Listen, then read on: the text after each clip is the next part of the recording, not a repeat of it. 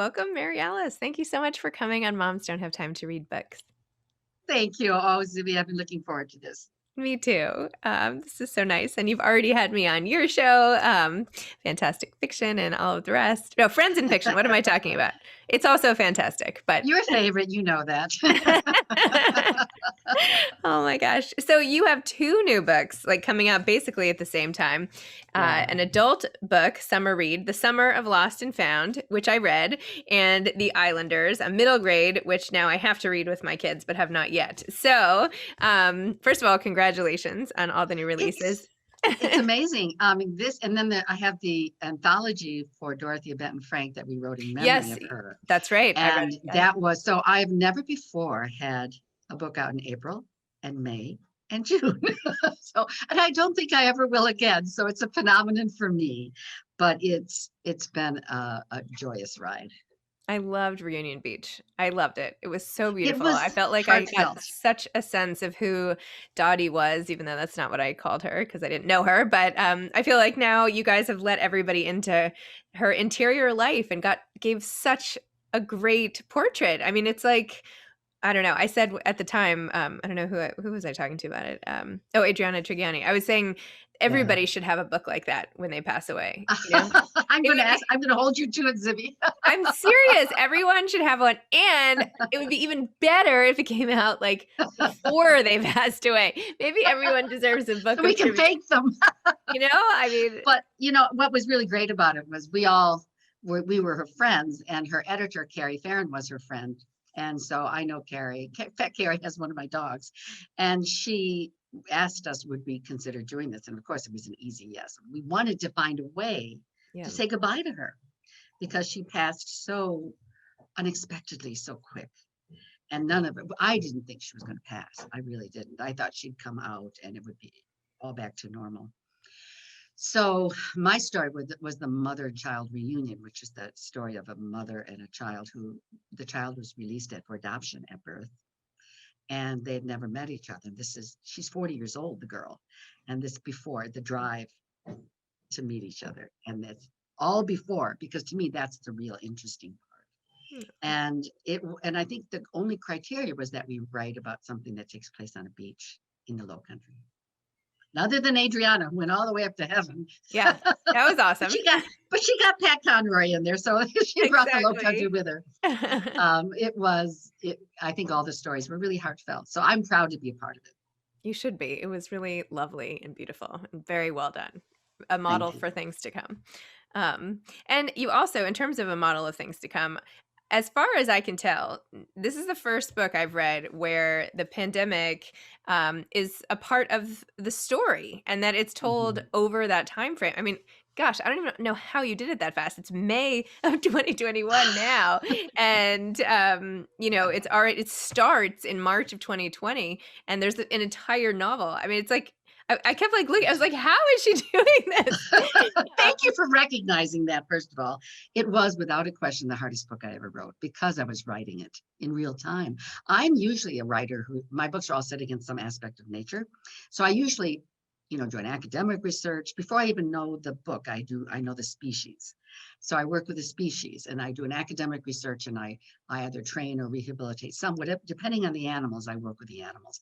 And I always like to say the animals tell me the story. So I know before I begin a book, the structure. I'm a structuralist. I know characters. I know where I'm going. I know where the climax and resolution is. But honestly, this book, I dealt with the human species more than anything else. And I decided, and I have to admit, I knew it was risky, but I decided I was going to write the story based on what we were living through right now, because I think this pandemic truly is like a wartime that we went through. And it's going to be, where were you when the Twin Towers fell? Where were you in the years 2020? How did you survive? And I think all those heightened emotions and the challenges and the introspection that we all went through should be chronicled. And I wanted to do it in real time so I didn't forget. So I knew it was raw. The hard part, the hard part was that I didn't know where I was going. I was writing as I lived it. So my outline went to the garbage can pretty quick.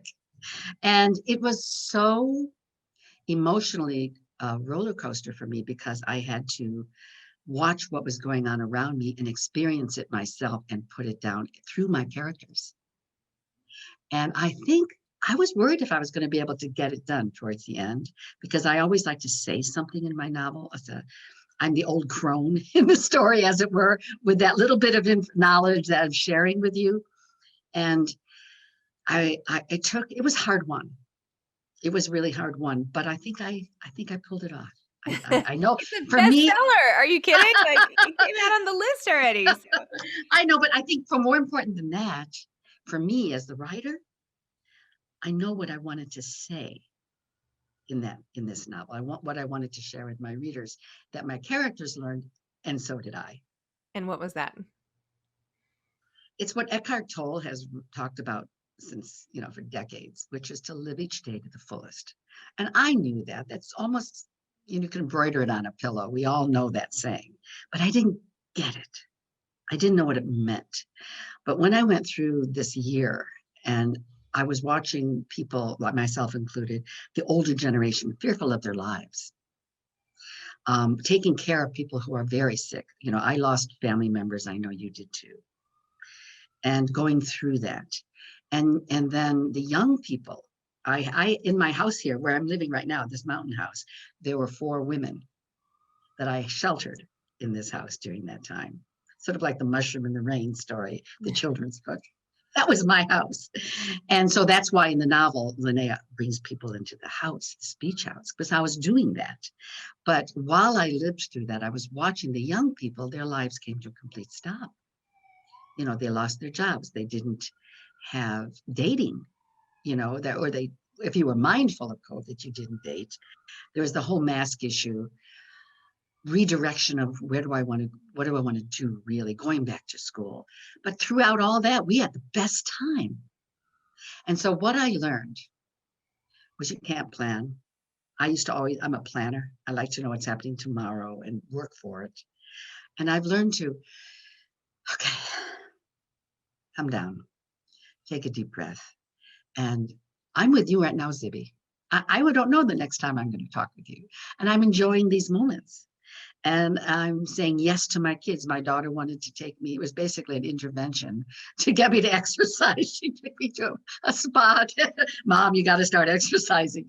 And usually I would have said, no, I've got a deadline. My book's coming out. I said yes. So I know what I now know is to live each day to the fullest, because we get to choose how we're going to live this day. We do have that choice. That's all the choice we have is right now, right here. And that you can sort of plan for the future, but you don't know what's going to happen for sure. COVID might hit tomorrow in another wave, or you might have some personal issue. So just, I'm enjoying, and I'm happier. That's So amazing. that's a tough lesson. It's not an easy lesson to learn, that you actually live it. And that's the difference. Knowing it intellectually and believing it with your heart and soul and doing it, that's the difference. Well, that was beautiful. Hard won, as I said, hard won.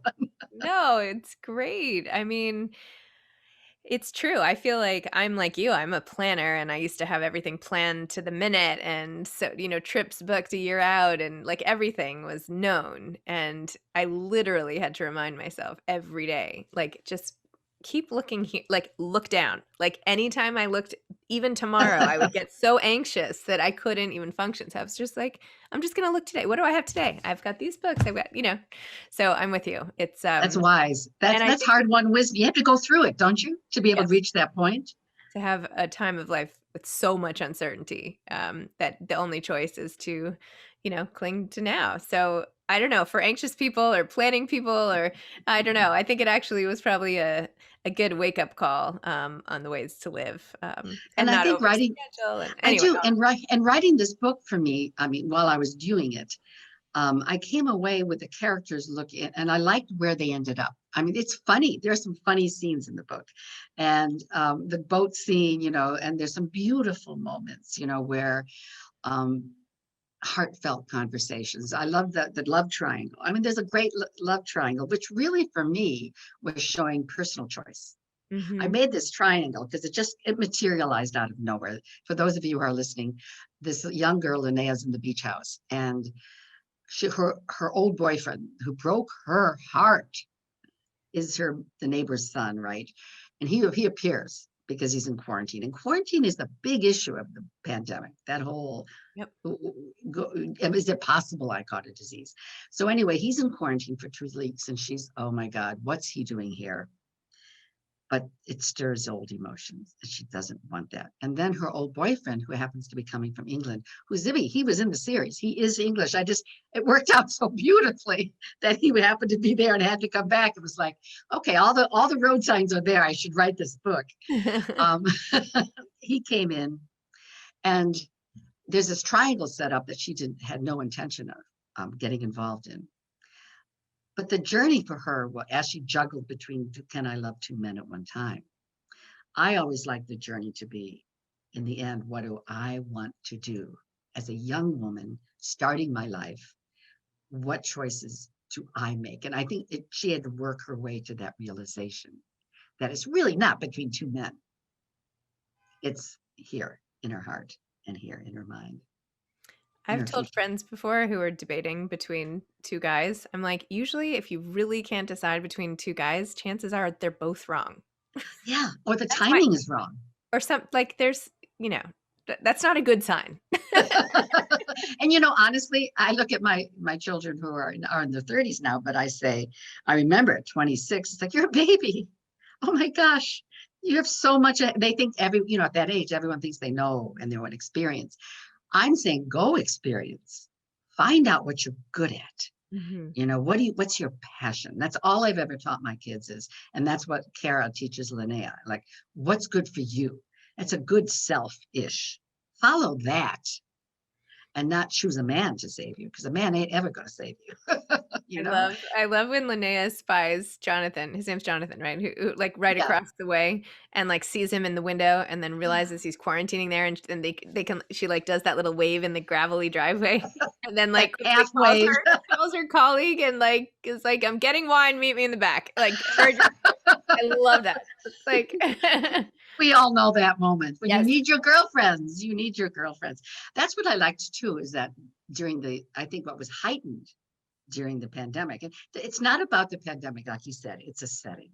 Yes. But what happened was relationships were intensified. So Mhm. you found your safe group. Some people call them COVID groups or pods, or there are names for it. COVID couples. We had a COVID couple in the book.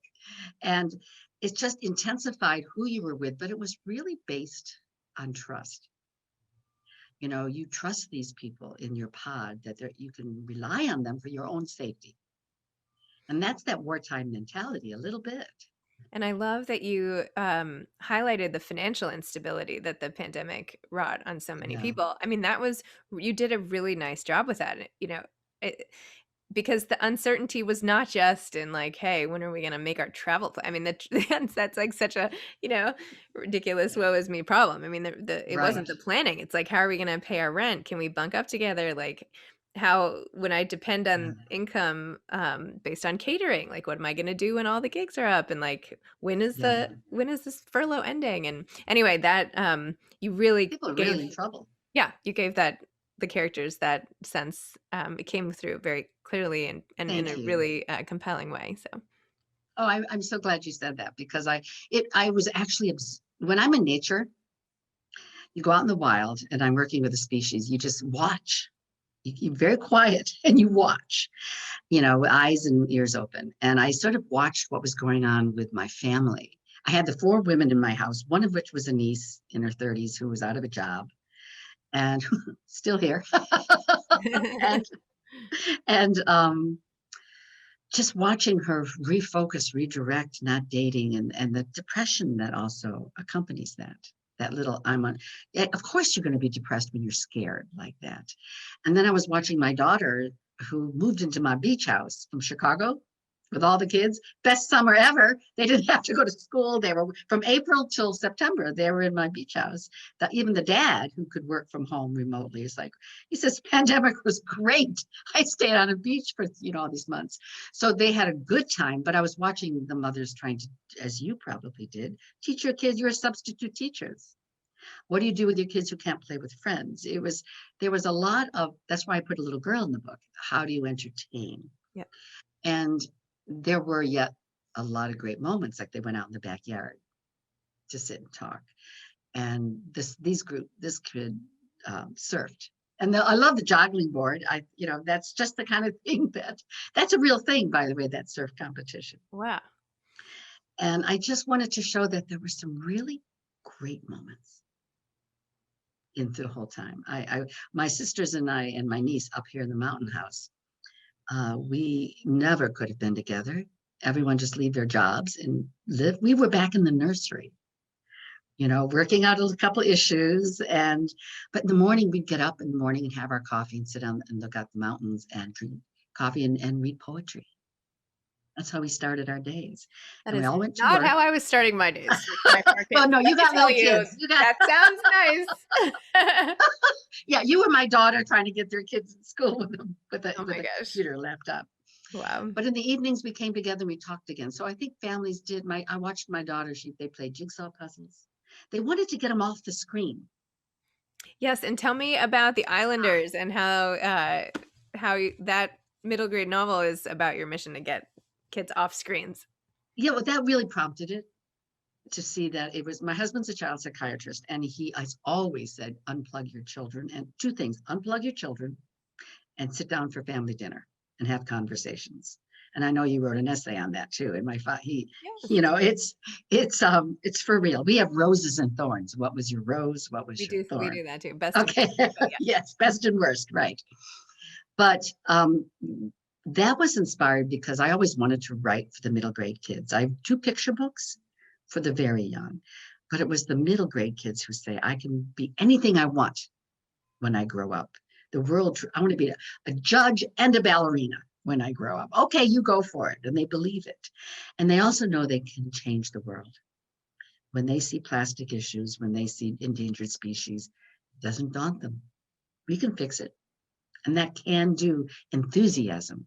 These are the stewards of tomorrow. So this is the audience I wanted to talk to. So when I raised my children, my husband's family has this huge sheep farm in Vermont. And my husband was at the NIH doing research in DC.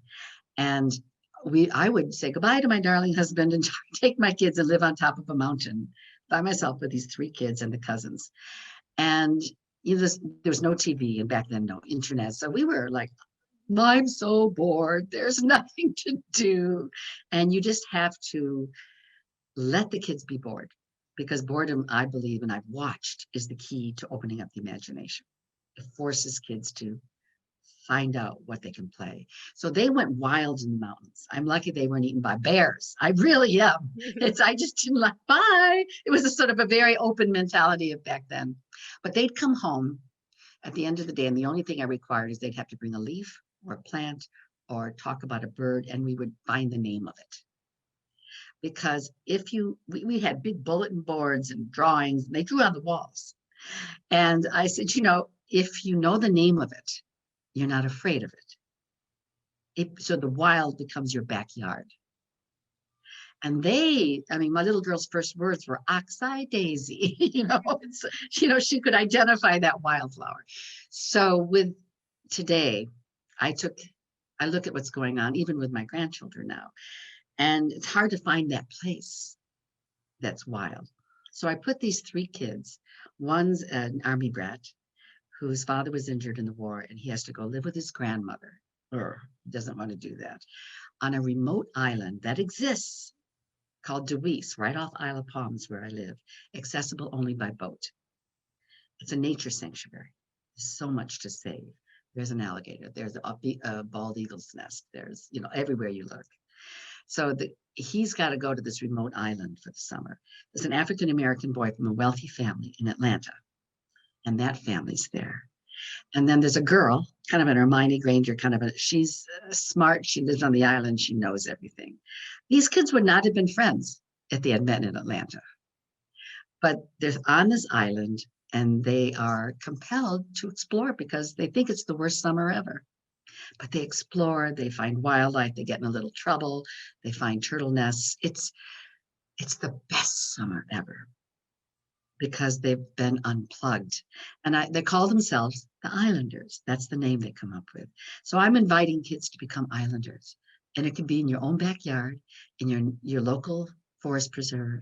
It can be somewhere where you can be let loose to explore. Because kids, that's good for your mental health.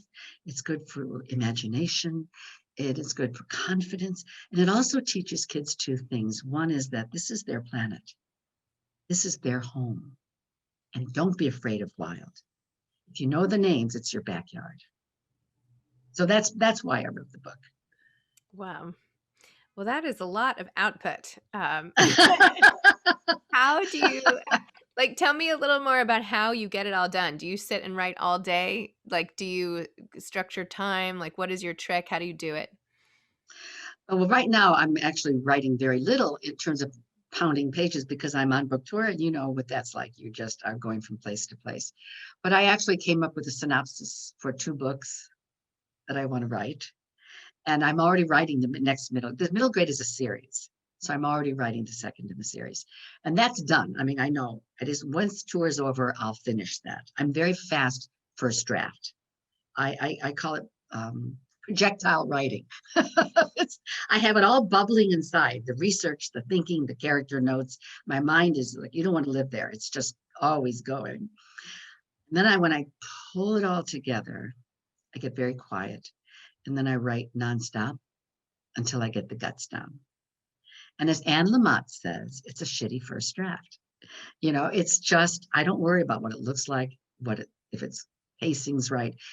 I figure out what I want to say in that book.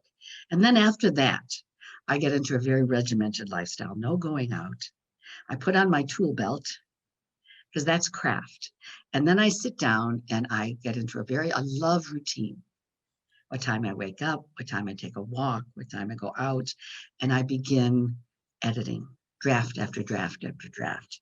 And that's fine tuning. That's why I say you can write from the seat of your pants, but you have to know how to edit, right?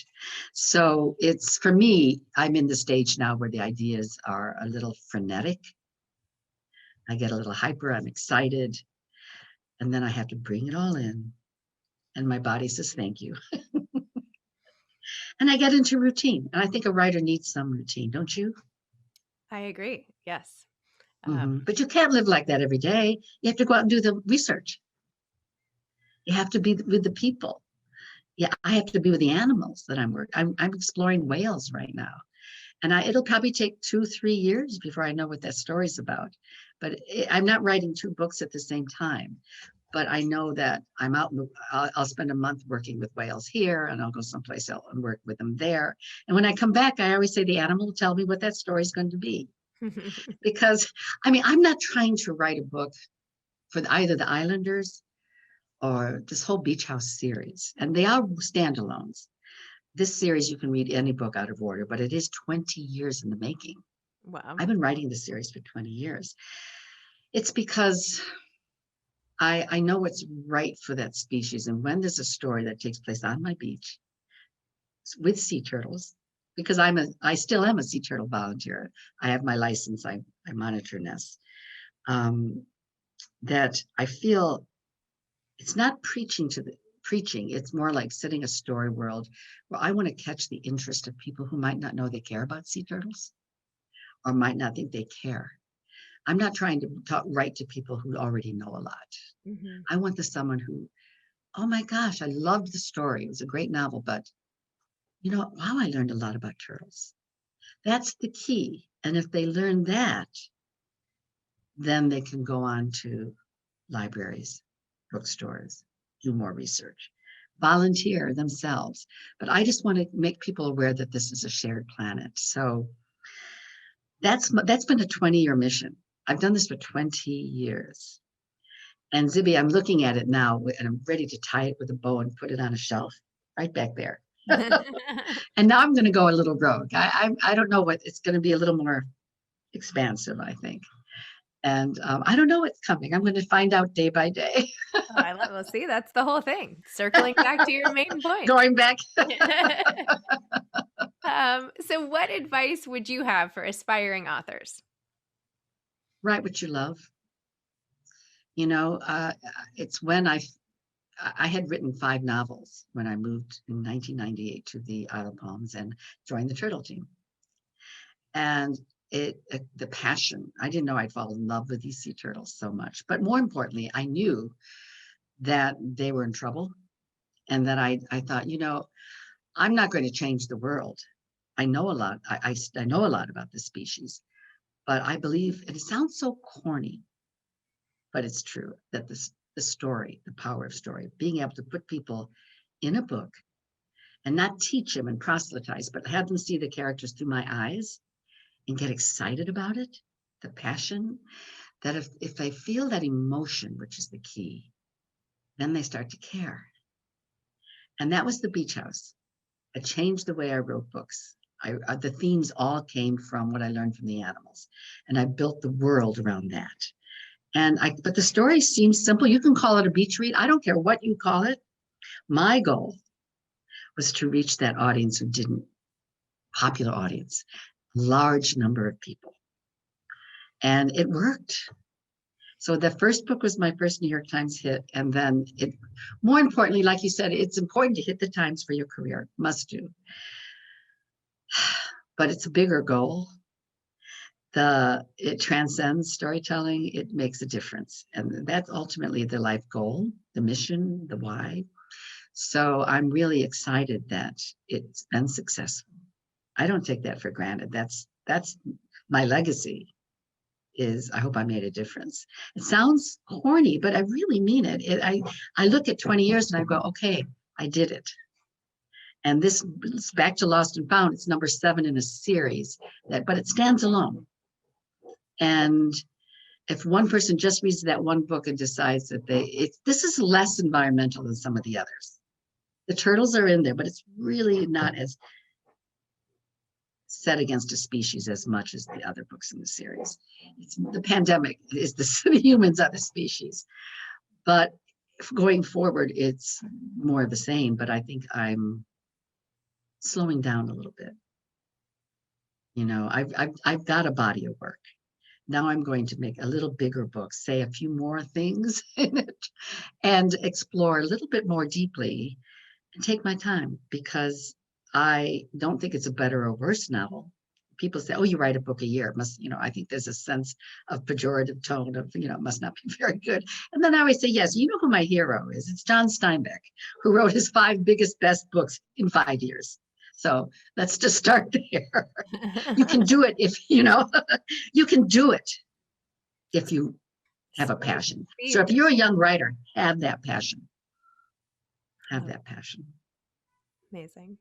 Awesome. Well, Mary Alice, thank you. Thank you for coming Talked on. your ear off, I'm sure. No, it's great. I loved it. I'm sorry we didn't have more time to dig into more of the books, and it's just you have so much going on. It's amazing. So, I know. anyway, I thank enjoy you it though. I'm lucky.